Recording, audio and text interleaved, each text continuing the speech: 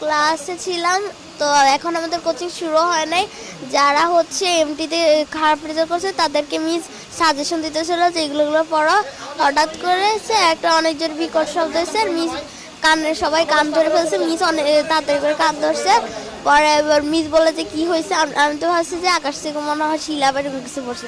পরে আমরা যখন বেরোইছি দেখি যে যেখান দিয়ে আমরা সিঁড়ি দিয়ে ক্লাসে উঠি সেই সিঁড়ির জায়গাটা পুরোটা পুড়ে গেছে। আর সিঁড়ির ওই পাশে কিছু 7-8-এর ছেলেরা পড়তো, ওদের ইয়েটা পুরো পুড়ে গেছে, সিঁড়ির সাইড পুরো পড়ে গেছে।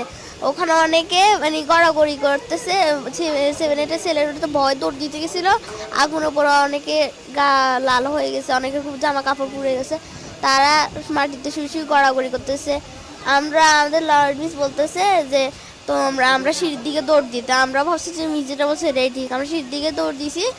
মিস বলছে আগুন নিভে গেছে, ধোঁয়া উঠতেছে। আমরা ওখানে গেছি, গ্যাস সরে দিছিল। পরে মিসে একজনের গায়ে পড়ে গেছে, আবার একটা 8-এর ভাই আমার গায়ের উপর পড়ে গেছে। পরে আমার একটা বান্ধবী আমার গায়ের উপর পড়ে গেছে। আমি অনেক কষ্ট ওখান থেকে উঠে আসছি। আর পরে বারান্দার যে গ্রিল কিছু ফায়ার সার্ভিসের লোক আসছে, তারপর কিছু আর্মি লোক আসছে, এসে ওরা গ্রিল ভাঙছে।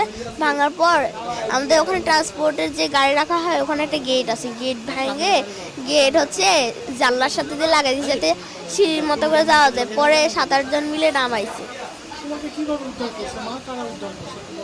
কিছু আর্মি লোক মানে চারপাশে ছিল, আমাকে আস্তে আস্তে আস্তে করে নামাইছে। পরে যখন নামছি আমাকে দ্রুত করে নিয়ে কোলে করে নিয়ে গেছে। পরে রিক্সায় করে লুবানে নিয়ে আসছে।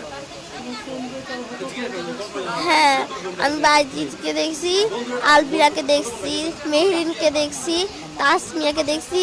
আর তোরসার পুরো গা পুড়ে গেছে।